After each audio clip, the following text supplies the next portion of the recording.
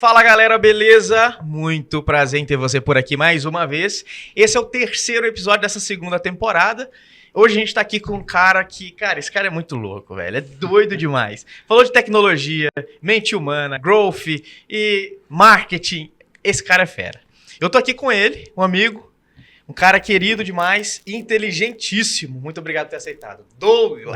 Obrigado. Privilégio, uma honra estar aqui. Bora pra cima.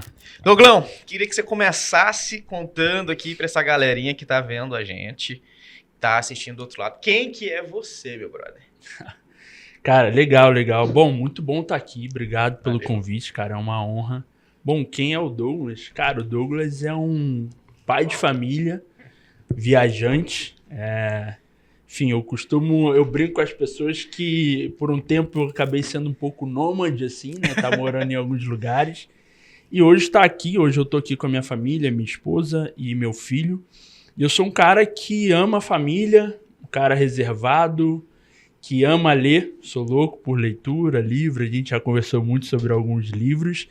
Amo tecnologia, marketing, estratégia e esse sou eu, assim, cara. Um cara na minha, mas que tá sempre aí pronto para conversar e aprender com as pessoas. Perfeito. Eu sou muito dinâmico aqui na nossa conversa e geralmente eu falo que a gente vai conversar um pouquinho sobre passado, presente e futuro. Legal. De onde você veio, aonde você tá, para onde você quer ir. Me conta um pouquinho, cara, um pouco da tua história agora falando como profissional. Como é que foi sua jornada iniciando, empreendendo, aprendendo sobre esse assunto que hoje você domina aí? E Legal. onde você tá hoje? Me conta um pouquinho. Cara, eu vou ser muito breve, assim, né? Porque minha história é bem longa. Eu comecei muito novo, né? Eu fui pra faculdade, né? Primeira faculdade que eu fiz foi teologia, cara. Aonde? Cara, eu fiz na Faculdade Presbiteriana de Niterói, no Rio de Janeiro. Você é de lá? Eu sou de lá. Eu sou do Rio de Janeiro e eu tinha 16 para 17 anos. E eu fui fazer 16 anos? 16 anos. Porque eu trabalho desde os 14 anos, né? Eu comecei a trabalhar porque eu queria comprar um tênis e eu tinha vergonha de pedir pro meu pai o tênis. Eu falei, cara, preciso arrumar um jeito de ter esse tênis porque eu tinha visto no pé de um amigo que tinha dinheiro na escola. Eu falei, cara, preciso desse tênis. E eu tinha vergonha de pedir pro meu pai. Cara, eu fui panfletar na rua pra loja do pai desse menino que tinha um tênis. Olha, se esse cara tem dinheiro, vai me pagar pra eu comprar o tênis. E aí eu fui panfletar e eu falei, cara, eu preciso desse tênis, eu quero esse tênis. E eu não tinha coragem de pedir pro meu pai, porque eu sabia que o tênis não era barato. Uhum. Eu trabalhei 2 meses e meio pra comprar o tênis. Comprei o tênis. E aí eu sempre trabalhei ali, fui trabalhar com vendas e tudo. E aí quando eu tava trabalhando com vendas, eu decidi fazer teologia, porque eu gostava muito de história, filosofia, né, gostar de entender um pouco sobre como que funciona a mente humana, de reflexões do mundo. Fui fazer teologia. E aí, fazendo teologia, eu sempre tive uma aptidão para o desenho, fui fazer arquitetura. E aí, quando eu estava no último ano de arquitetura, eu falei, eu não vou seguir esse negócio aqui não. Porque eu comecei a trabalhar com arquitetura no meu primeiro período de faculdade. Eu estava 7 anos trabalhando com vendas, eu larguei a área de vendas e fui para arquitetura. Eu pesquisei o que um bom arquiteto precisava saber, descobri que era meia dúzia de ferramentas, eu fui estudar essas ferramentas e fui para o mercado. E aí no primeiro período eu já estava trabalhando e isso me deu um lastro muito grande em comparação aos meus amigos de escola, da faculdade ali. E aí, quando eu tava no último ano, eu tava cansado já, porque eu já tinha trabalhado muito com arquitetura, eu vi que era a mesma coisa, eu falei, cara, eu não quero isso não. E aí, quando eu tava no terceiro ano da faculdade, eu fui gerenciar um projeto muito grande, conheci um engenheiro lá, e a gente montou uma empresa que nunca foi pro ar. A gente teve CNPJ, tudo certinho, mas ela nunca funcionou. Ali começou meu start empreendedor. Quantos anos você tinha? Eu tinha 23 para 24 anos. Né? Eu tava no ano que eu ia casar. Eu comecei a empreender ali. Só que eu não sabia nada, cara. Eu falei, cara, como é que eu vou fazer para tocar um negócio? Eu não sei nada. Eu comecei a estudar. E eu gostava muito de ler, muito consequência por conta da faculdade de teologia. eu fui ler e comecei a estudar, e comecei a entrar em cursos, comecei a comprar muito método, né? E eu fui estudando. E aí surgiu uma turma do Empretec na época, lá no Rio de Janeiro, que tinha que ficar 7 dias imerso, manhã, tarde e noite lá. E eu falei, e agora? Como é que eu vou fazer? Eu tenho que trabalhar. E eu simplesmente falei pro cara que eu não ia, eu precisava ficar 7 dias fora, que eu precisava fazer uma imersão. E aí eu saí e fui. Ali minha chave virou totalmente. Porque eu já estava lendo muito. Lá eu me deparei com dinâmicas de construção, de modelagem de negócio que eu estava lendo, mas nunca tinha praticado, e ali eu me encontrei. Eu falei, cara, é isso aqui que eu quero para minha vida. E aí, dali, eu falei, vou aplicar no negócio, só que acabou que eu tinha 2 sócios numa empresa de engenharia, era eu, o Rodrigo, o engenheiro, e o Marcos, que faleceu. E aí eu falei, cara, vamos lá, a gente decidiu junto, eu ia ser o cabeça de negócios e ele a parte operacional, estudando muito. E eu continuei, fui mergulhando, fui aplicar no negócio, acabou que cada um decidiu ir para um lado, eu fiquei sozinho com o negócio e o negócio não foi para frente, não andou. Mas ali eu já tinha decidido que era esse caminho que eu ia seguir.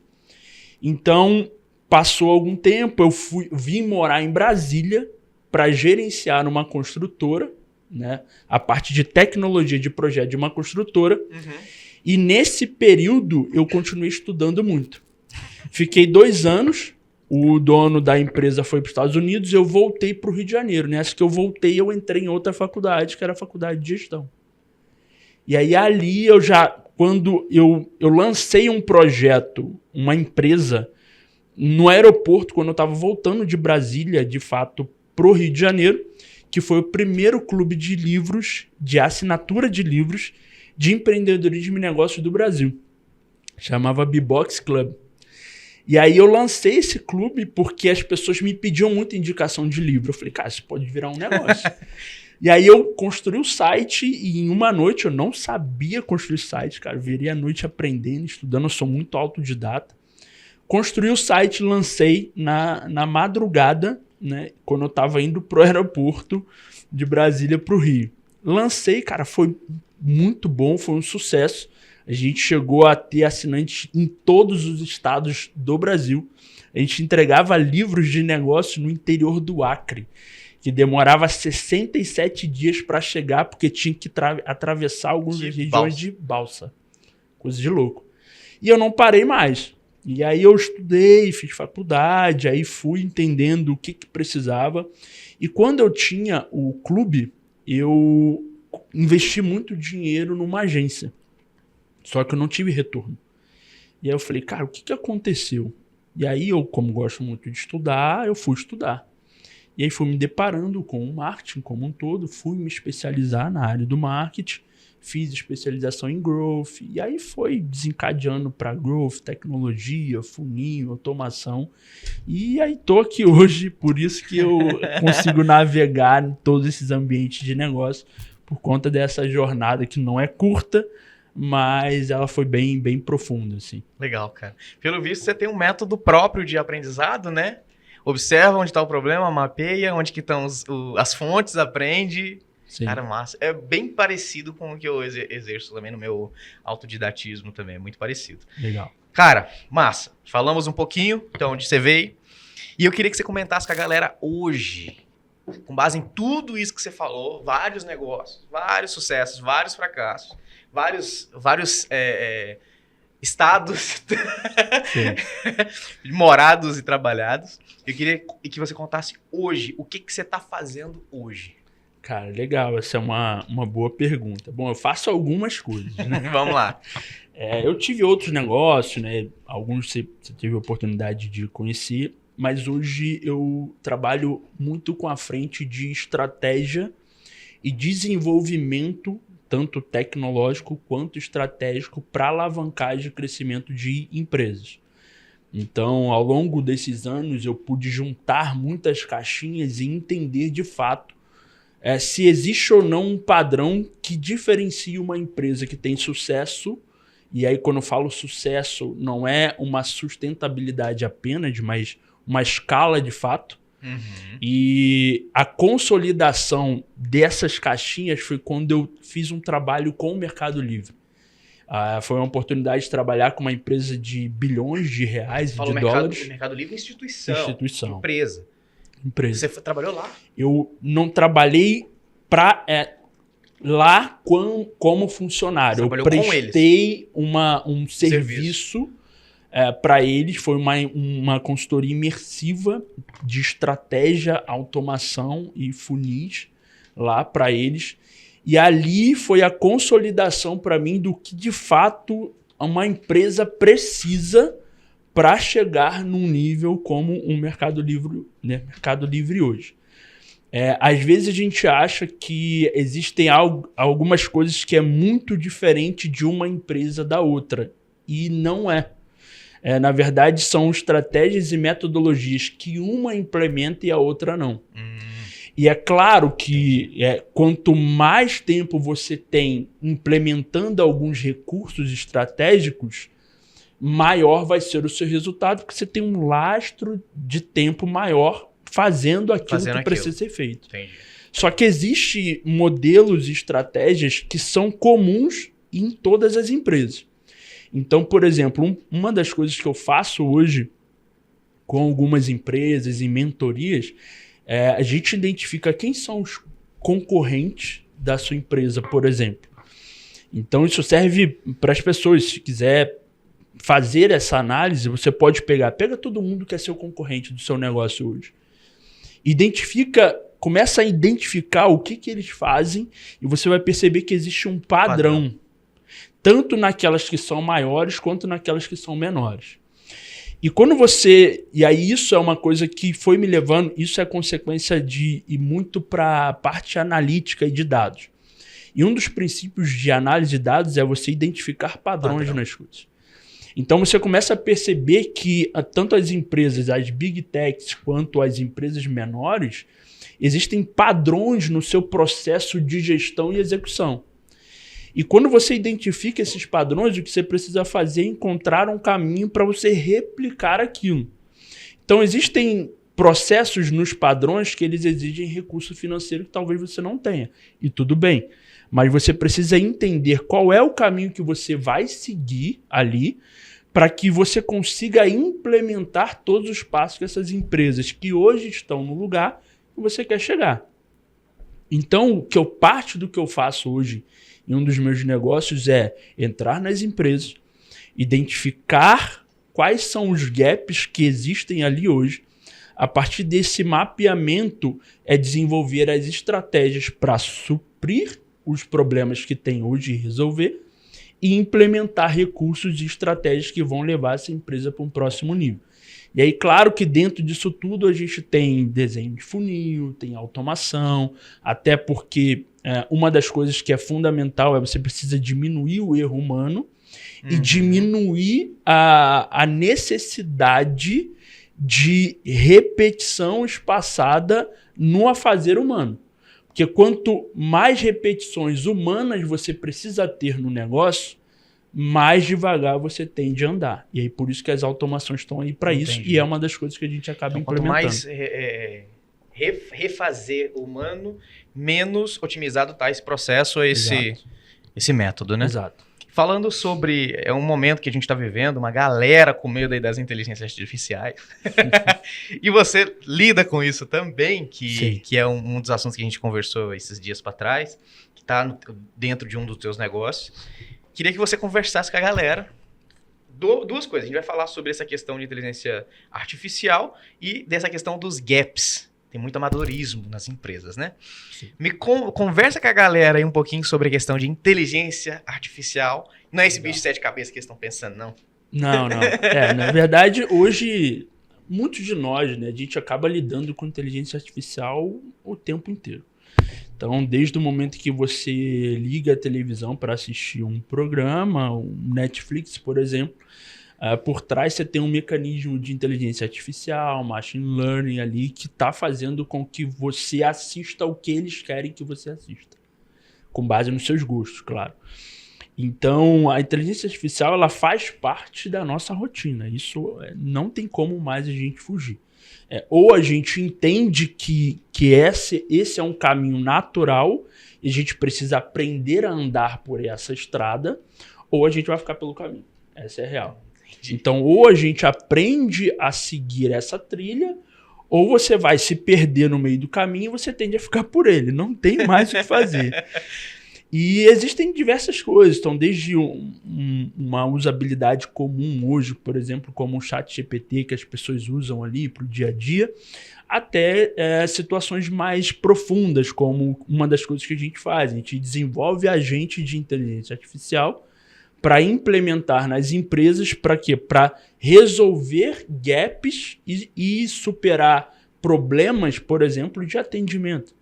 Então, hoje a gente consegue substituir uma cadeia inteira de atendimento e suporte por um único agente de inteligência artificial.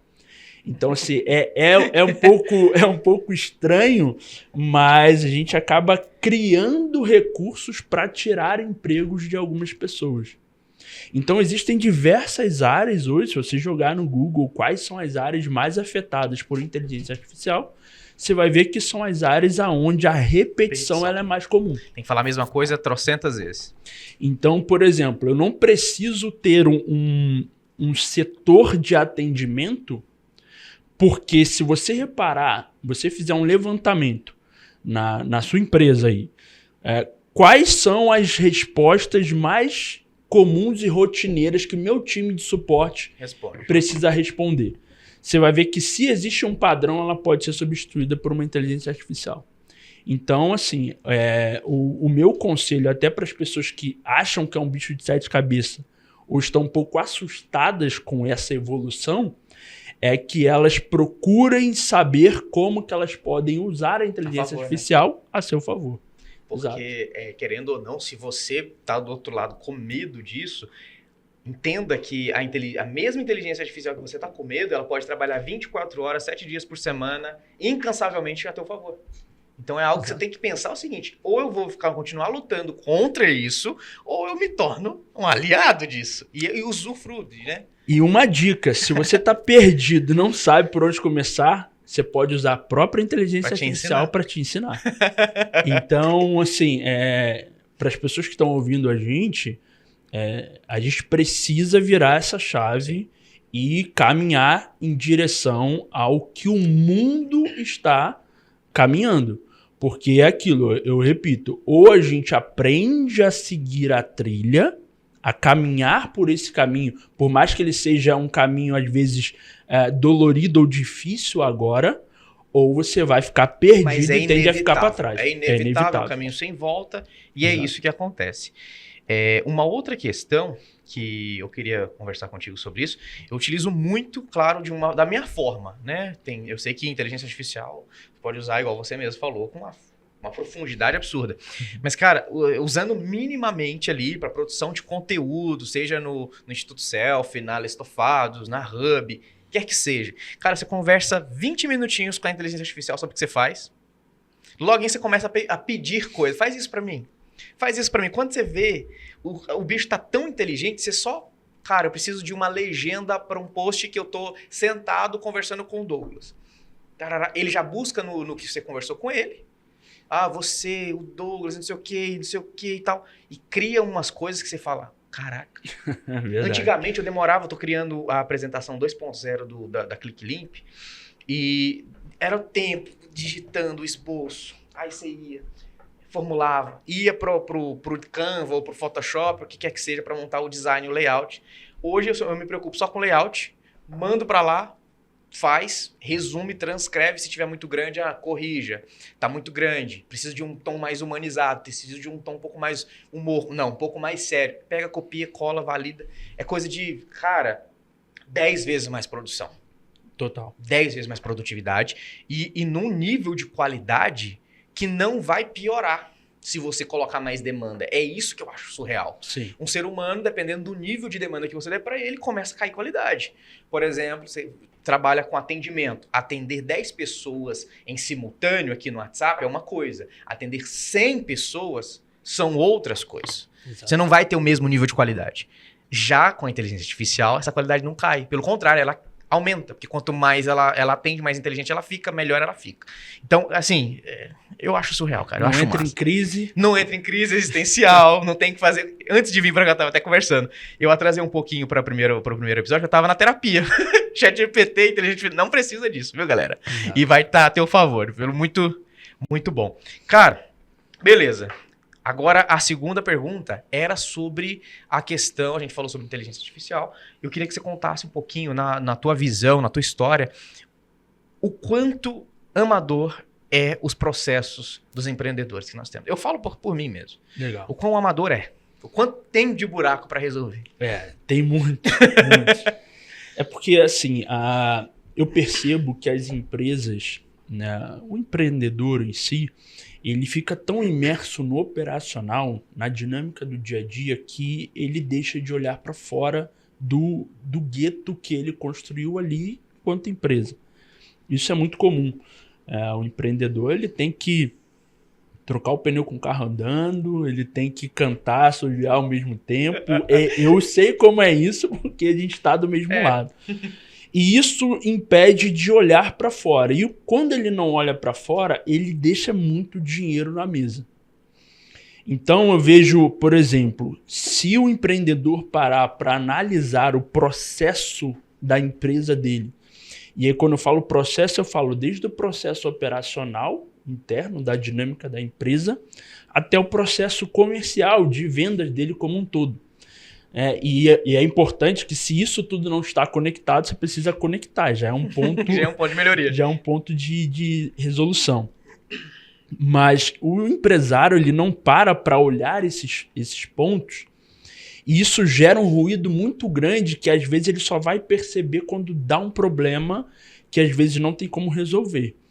Então, por exemplo, um processo que é relativamente simples, né, de resolver, é quando um empresário, uma empresa, ela tem multiprodutos ou serviços, mas ela não se atenta que o cliente que comprou dele uma vez pode comprar todos os outros produtos.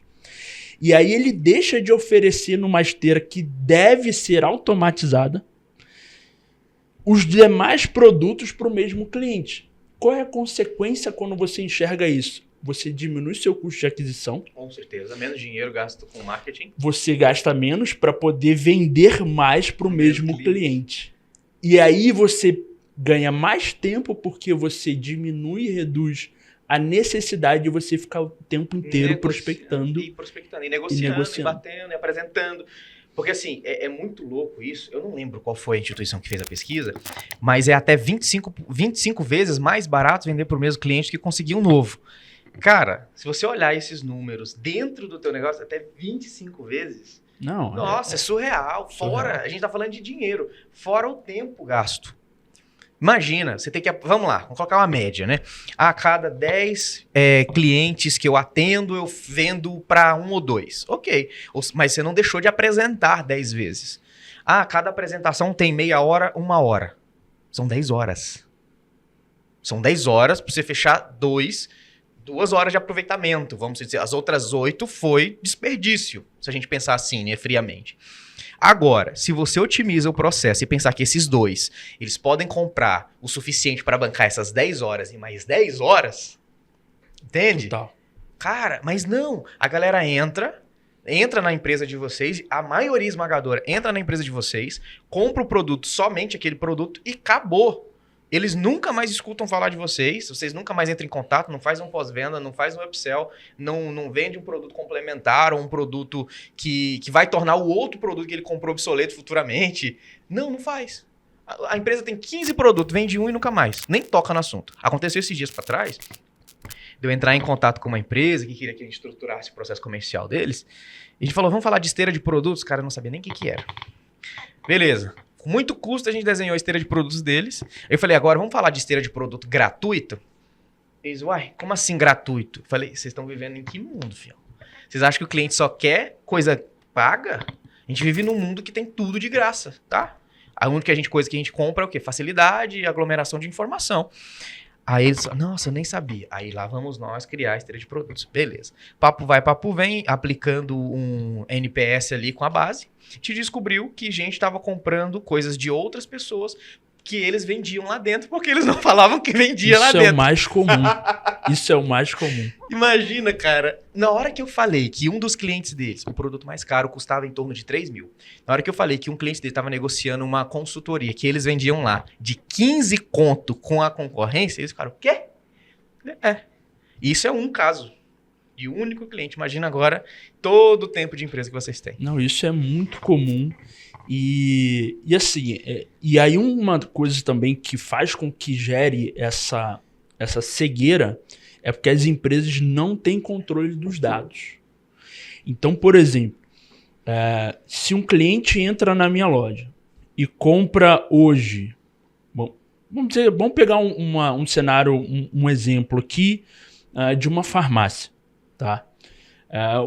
O Elvis entrou na minha farmácia hoje e comprou um remédio que eu sei que ele precisa de forma mensal, de forma recorrente, utilizar esse remédio. Sim.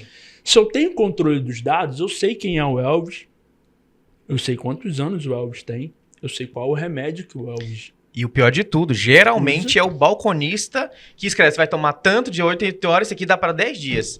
E nunca mais entra em contato com o cara. Então, assim, aí eu sei que o Elvis entrou e comprou um remédio que ele precisa tomar todo mês, por exemplo.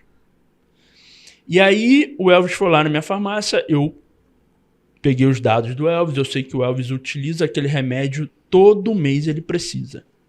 Aí a minha pergunta é, a farmácia que o Elvis entrou com a receita na primeira vez para comprar o remédio, entrou em contato com ele em algum momento após 30 dias ou 20 dias? Eu nunca vi isso em lugar nenhum. Eu tenho 30 anos de vida, centenas de farmácias visitadas. Eu nunca vi isso em lugar nenhum.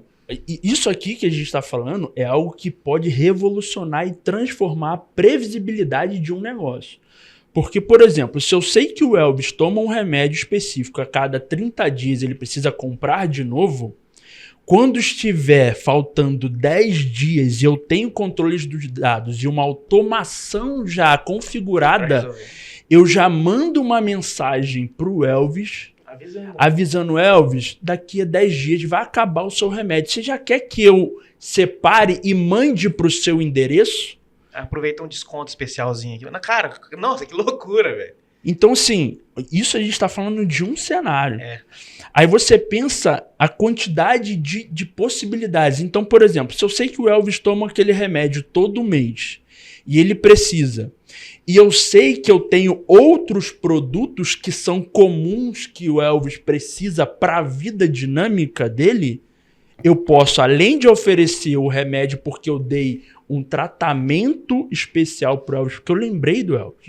Eu lembrei que faltam 10 dias para acabar o remédio dele. Às vezes nem eu tô ligado com isso. Então, por quê? Porque o Elvis, na correria da dinâmica do dia a dia dele, ele só vai lembrar que o remédio, que ele precisa comprar o remédio quando acabar.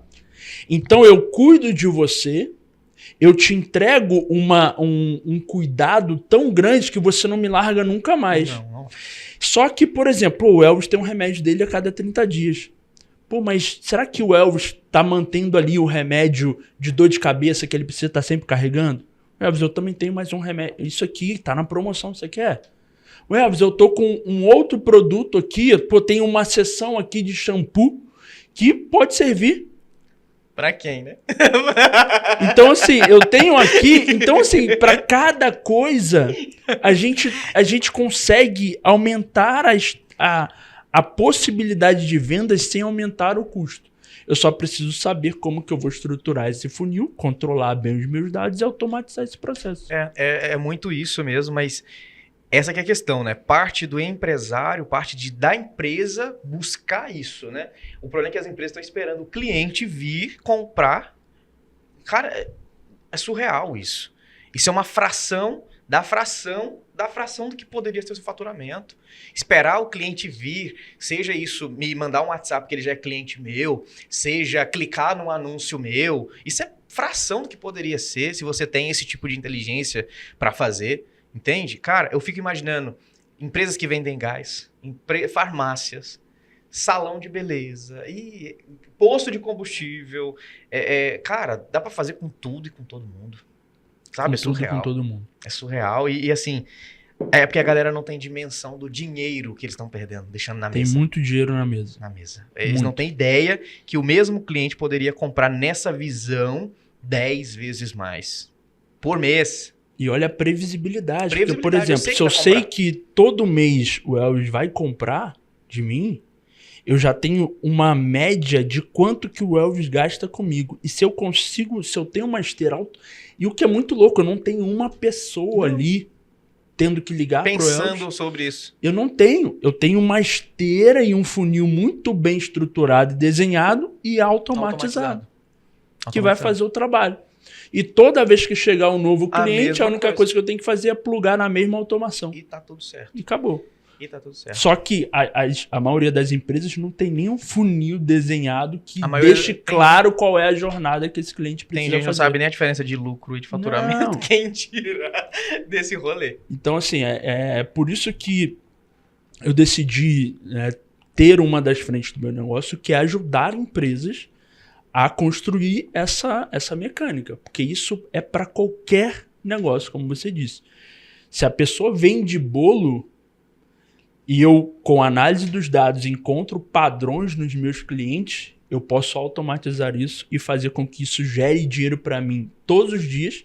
E, de fato, aconteceu o que a gente vê muito na internet, as pessoas, os gurus e N pessoas falando, que é você fazer dinheiro enquanto você dorme. Isso é real, isso é possível.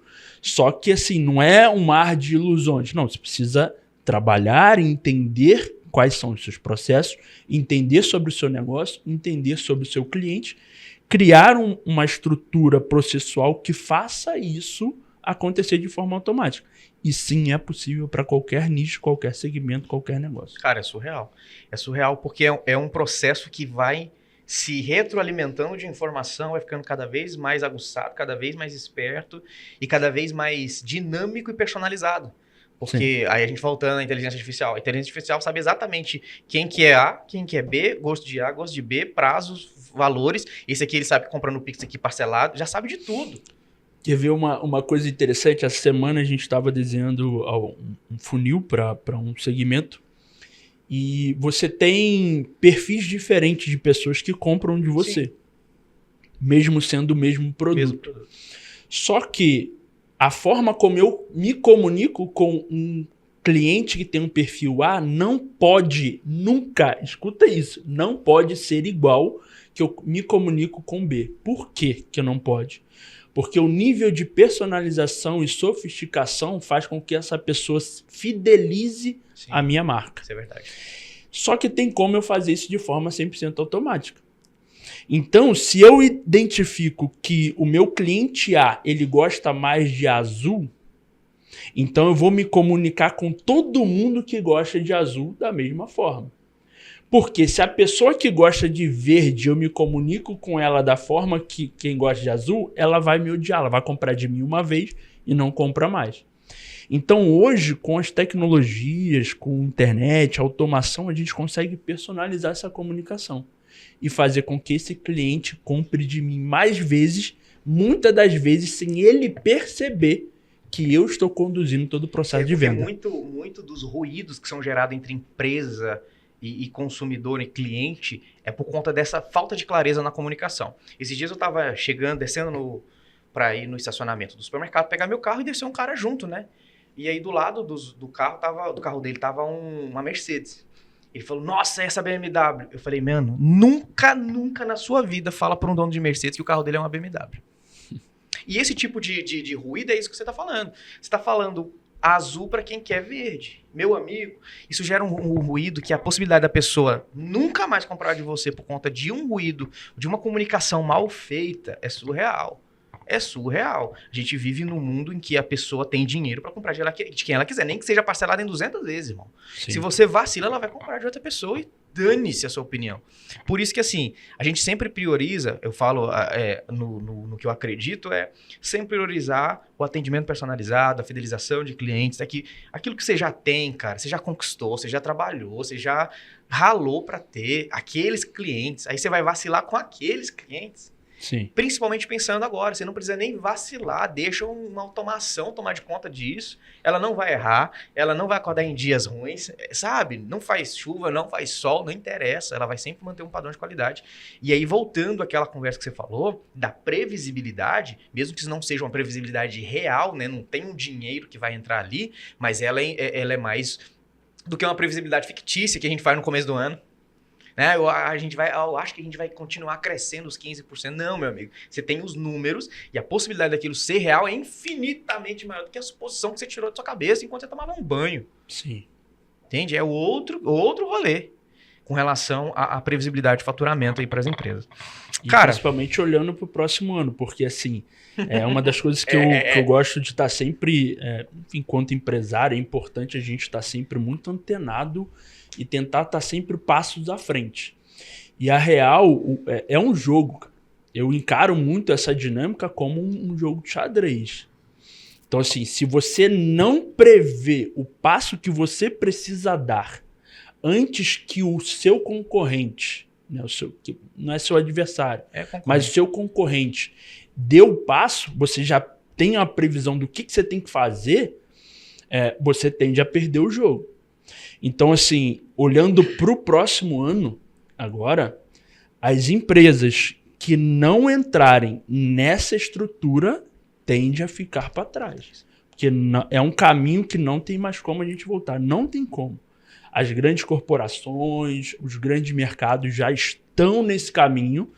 Então, o pequeno, o médio e até o grande, não vou nem falar dos gigantes, mas até o grande, precisam estar atentos a isso. Ou ele tende a ficar pelo caminho. E assim, é uma coisa que as pessoas elas ainda não estão olhando com a seriedade que tem esse nível de assunto que a gente está falando aqui, porque é o seguinte, uma vez que você perde um cliente para uma empresa que está pensando nisso que a gente está falando aqui, você nunca mais vai tê-la de volta. Exato. Dificilmente você vai conseguir pegar esse cliente que foi para a concorrência, está sendo bem tratado, está sendo bem atendido, tem pós-venda e não sei o que, preocupação e automação. Difícil esse cara sair dali, meu irmão. Muito difícil. Então você já perdeu. E assim, cada vez mais as empresas vão, principalmente as que já entenderam esse jogo, e cada vez mais difícil, você vai ter que gastar cada vez mais dinheiro com marketing, o marketing vai se tornar cada vez mais ineficiente, porque vai ficar mais caro, as grandes vão dominar, aquela coisa toda que a gente já sabe que vai acontecer, e você vai continuar tendo que brigar por preço no final das contas. Não, e vai ficar mais caro, porque se você não sabe, né, quanto mais pessoas eu tenho anunciando, independente da plataforma, é um leilão. Mais caro fica esse leilão. Sim. Então, quanto maior for a oferta na mesa, mais caro vai ficando para você resgatar o produto que é o cliente final. Sim. Então, a tendência é ficar cada vez mais caro. Então, você precisa saber jogar o jogo de LTV, o jogo de longo prazo. E fazer com que o cliente que você tem hoje deixe o máximo de dinheiro na mesa, né, ao longo do tempo. E é interessante porque quando a gente olha para o mercado americano, eles já fazem isso desde 2006. Né? Eles já olham com essa cabeça. Que é o seguinte, e eu falo isso para muitas empresas, muitos empresários. Não se preocupe em lucrar na entrada. Por quê? Porque se você consegue empatar no seu custo de aquisição na entrada, mas esse cliente que você adquiriu, ele vai deixar mais dinheiro na mesa, você está dentro do jogo. Ok, tá top. Então, assim, não tem problema o seu custo de aquisição ele ser alto na entrada. A questão é qual é a estratégia que você está utilizando para fazer com que esse mesmo cliente deixe mais dinheiro na mesa e às vezes sem ele perceber. Então, esse é o jogo. Esse é o jogo que os Estados Unidos já joga há muito tempo. Então, se você... Eu tenho clientes nos Estados Unidos e Portugal, e a gente consegue ter uma visão muito clara de como funcionam os mercados. Então, lá, o custo de aquisição ele é muito mais alto. E é o que eu tô falando. Tende a ir para lá, né? Tende a ficar muito mais caro quanto mais passa os anos. Nos Estados Unidos foi assim. O custo era menor, Só que ele foi aumentando. Então, por isso que ter um produto de entrada, você citou que você falou para o cliente qual é a sua esteira de produtos gratuitos. Sim. Ou produtos que vão ser bem baratinhos. Produtos de barato. Por quê? Olha que louco. Você pode fazer com que um cliente entre com você num produto de 7 a 10 reais. E é super barato. Só que esse mesmo cliente que entrou comprando um produto de 7 a 10 reais, que custou para você às vezes 20 reais, esse mesmo cliente pode deixar com você mais de 50 mil reais. Sim. Então a questão é como que você desenha e monta essa estrutura para fazer com que isso aconteça. Exato. O problema que eu acho assim que tá muito escancarado, mas a galera ainda não notou, que o marketing, ele foi feito, não foi para vender. Foi para reter atenção. E aí como é que eu vou? Eu prefiro o quê? Não, eu vou reter a atenção do meu cliente com o meu produto principal, fodão, não sei o quê. Cara, isso é muito caro, o algoritmo não é burro, ele sabe que o teu produto custa caro. Ele vai te cobrar caro por causa desse cliente. Sendo que esse cliente, 2 meses dele trabalhado, ele poderia vir com um PDFzinho. Você conversa com ele ali, dá aquela namorada, mostra os seus diferenciais e vende sem R$1 de custo para a plataforma. Exato. As pessoas não entendem esse conceito de, igual você falou, de LTV, do tempo que o cliente passa com você. Tem uma filosofia que eu sigo na minha vida, que é eu uso o marketing para trocar segundos por minutos e minutos por horas de relacionamento. É muito mais barato. Eu estava conversando com um cliente esses dias que ele estava querendo vender um produto, claro que parcelado, mas no total, R$10 mil fora os gastos que o cliente tem que ter para consumir aquele produto. Dá quase 20. Eu falei, a plataforma não é boba, ela sabe que isso aqui custa isso aqui, tanto em dinheiro quanto em tempo. Então, o custo de aquisição é caro, só que você tem aulas gratuitas e não está divulgando elas, está querendo vender só aquilo ali. Você tem aulas avulsas que custa R$25 e você está anunciando para o produto de 20 pau. Exato. Cara, nossa, vocês não têm ideia. E outra, a régua de entrada lá em cima. Do talo. Quem é que vai chegar para comprar um produto high E uma ticket. coisa que é interessante também é que até a forma de venda de cada produto, de acordo com o seu valor, o seu preço, ele é diferente. Muda completamente. Então, por exemplo, já tira uma coisa na cabeça. Você não vende um produto de R$20 mil no tráfego direto. Não vende.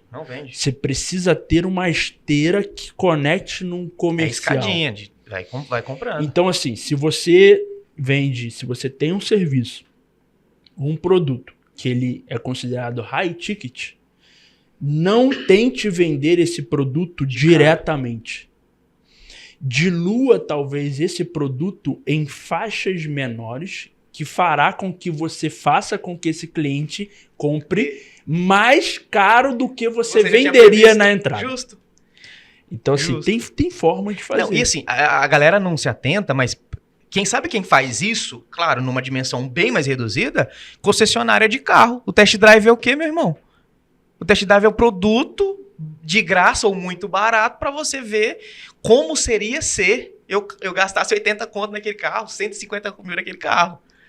Porque ninguém olha que, nossa, a Volkswagen está me anunciando aqui o novo nível 2025. Vou comprar.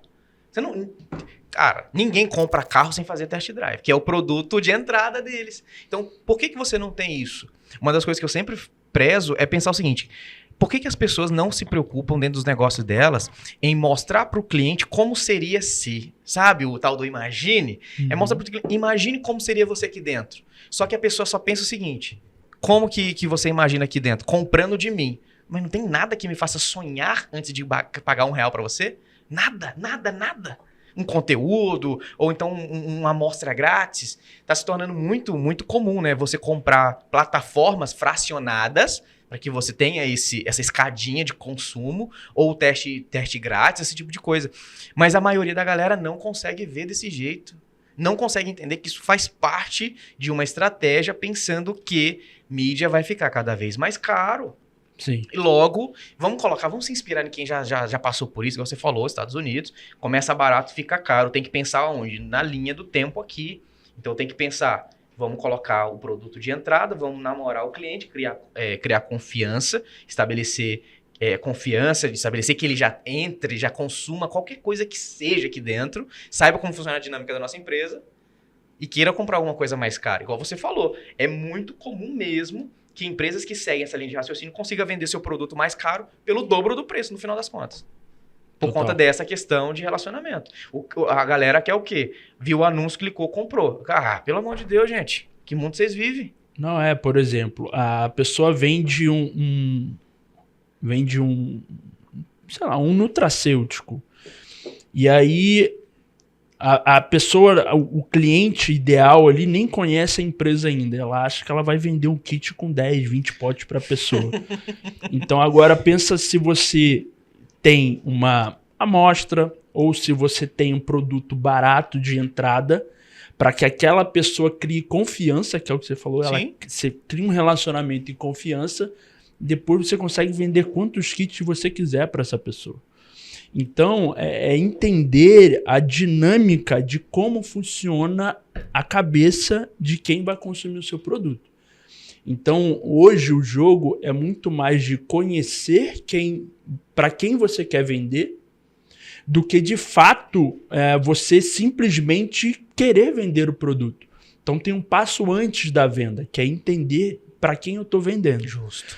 E outra, se eu entendo para quem eu estou vendendo e eu desenho muito bem a jornada e o funil de como isso vai acontecer, eu pego na mão dessa pessoa e conduzo por onde ela tem que caminhar. Então, você pensa que ao invés de você ir lá, bater na porta do cliente e mostrar um produto, agora você pega na mão dele e fala assim, cara, vamos caminhar por esse caminho. Olha, eu tenho esse produto aqui.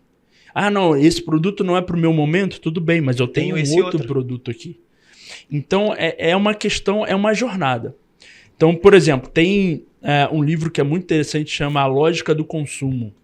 Ele vai falar um pouco sobre isso, sobre essa questão. Ele não vai te ensinar a desenhar a jornada, mas ele vai te mostrar que existe uma lógica no processo de compra. Não é tirado do nada, né? Então, por exemplo, tem gente que acha assim, eu vou apertar o botão de turbinar, eu vou fazer o anúncio e amanhã eu vou ter venda. Não, porque quando a pessoa se depara com o seu produto, até ela tomar a decisão de compra, ela viu outros produtos iguais. Sim. Ela foi atender uma necessidade do trabalho. Ela foi buscar o filho na escola. Ela foi no mercado fazer compra. Ela foi assistir um filme na Netflix. Ela foi fazer milhares de coisas até ela tomar a decisão de compra. Só que o que eu fiz para que essa pessoa aumentasse o nível de consciência quanto ao meu produto e à minha empresa enquanto ela estava fazendo essas outras coisas? Esse é um jogo. Esse é o negócio. Então, se eu tenho muito bem desenhado toda essa jornada, eu consigo conduzir nas diversas plataformas e o que for, para que essa pessoa saiba que eu existo, que na hora que ela decidir comprar, ela não vai comprar do concorrente, ela vai comprar de mim. Exato. Isso é muito mais barato ao longo prazo. Não, muito mais. Meu irmão, para finalizar, eu queria que você desse uma dica, um conselho para a galera que está aí do outro lado. A gente falou sobre várias coisas que vocês aplicarem, vocês vão conseguir já ter um resultado melhor. Mas eu queria que você desse uma dica, uma sugestão, um conselho para quem está nos escutando, está na labuta aí, ou querendo empreender, ou já na correria e tomando aqueles cascudos da vida. Legal, legal. Cara, um conselho é aprenda sempre, de forma constante e consistente. Então, assim, o aprendizado é que vai mudar o game. Você precisa saber o que você está fazendo. Você precisa procurar conhecer mais do mercado de onde você está se inserindo. Então, estude sempre. Não necessariamente ir para uma faculdade. Não, esteja sempre buscando aprender. Esteja sempre buscando. Seja curioso. E não acredite em tudo que dizem para você na internet. Então, de preferência, não acredito. Esse é um cuidado assim, que eu peço para que todo mundo que esteja nos assistindo se atente. Não acredite 100% em tudo que você vê. Nem sempre os números que as pessoas mostram, eles são reais. E tem como manipular essas coisas. Tem. Então, assim, estude muito. Aprenda sempre de forma constante e consistente. Acompanhe canais sérios como o Hubcast para você aprender sempre com pessoas sérias, Sim. não são pessoas que estão navegando ou divagando no aleatório da internet, não, são pessoas que são skin the Pessoas game. reais, de negócios reais. Negócios reais, pessoas que são skin the game total. Verdade. Eu até fazendo um jabá, eu tô criando um projeto que, assim, já adiantando, né, em breve você vai estar até fazendo parte desse projeto, que é um projeto que eu chamo de Not Secrets Club. Que é, cara, não existe segredos. Não existe segredos. Se tem alguém em qualquer lugar dizendo pra você que pra você chegar aonde você quer chegar tem segredinhos, isso não existe. Então, não existe segredos. O que existe são metodologias, estratégias e processos que algumas pessoas implementaram para chegar lá e talvez você ainda não saiba quais são essas metodologias, estratégias e processos. Sim. É só isso que diferencia você do pequeno do grande. É só isso. Então, assim, Not Secrets Club. Legal, não legal. existe segredos. Tô dentro. Não sei nem Não o que é, tô dentro. existe segredos. Então, se alguém tá dizendo para você que é segredinho, que ele quer te vender para te revelar esse segredinho, esquece. Então, assim, meu pai sempre dizia uma frase para mim, que ele sempre dizia assim, meu filho, nada se cria, tudo se copia.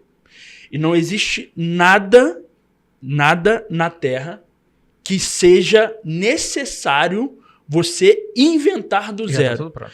Então, pode ter certeza que tudo que a gente falou aqui não é da nossa cabeça, estão em livros, em várias literaturas que já foram aplicados ao longo de séculos. Com Não certeza. estou nem falando de anos, de séculos. Mas por que a gente sabe de algumas coisas que outras pessoas não sabem? É porque a gente procura conhecer, não temos preguiça de aprender. Por favor, né? Porque é isso.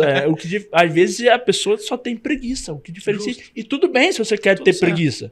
Aí você vai custar um pouquinho mais caro para você aprender com quem não tem preguiça. Tá tudo certo. Tudo bem. Mas não sai dessa de que é um segredinho, eu tenho algo que é revelador, misterioso, que ninguém sabe. Não, isso não existe. Não existe, não. Pode ter certeza que está em algum livro, Sim. provavelmente em algum livro, que ou ele aprendeu com alguém que aprendeu em algum livro. Exato. Você só não sabe qual é esse livro. Verdade. Então eu sempre falo para as pessoas, cara, leiam muito, assim.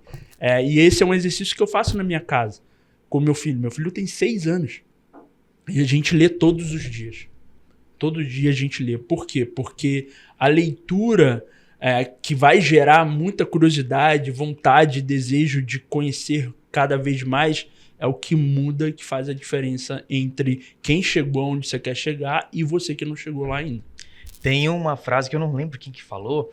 Fala que no final das contas, o negócio vence quem quer mais por mais tempo. Isso aí. No final das contas, esse é o rolê. É tudo isso que você falou, aplicar uma outra variável, tempo. E tá tudo certo. Quem quer mais por mais tempo, leva, né? Compartilha com a galera suas redes sociais, por favor. Deixa aí pra quem quer te seguir, quem quer ouvir mais sobre o seu trabalho. Se quiser me seguir lá no Instagram, e lá eu vou mostrar, enfim, algumas coisas. Doug D.E. Santos. Doug D. Santos. Lá eu falo sobre essas coisas que a gente falou aqui e vou estar também... Lá vocês vão saber em relação a esse projeto que, cara, não tem segredos. Pode ter certeza que não tem segredos. E existem sim formas, metodologias e estratégias que podem fazer com que você saia do ponto A para o ponto B. Dogão, obrigado mais uma vez. Obrigado. Estamos juntasso aí, você sabe. Junto. Galerinha que tá do outro lado, mais uma vez, muito obrigado pela tua audiência. Espero que você tenha aprendido alguma coisa do lado de cá, que seja proveitoso o tempo que você passou aqui com a gente. Siga-nos nas redes sociais, deixe seu comentário, curte, compartilha, comenta. Estamos aqui sempre que vocês precisarem. Forte abraço, até a próxima. Tchau, tchau.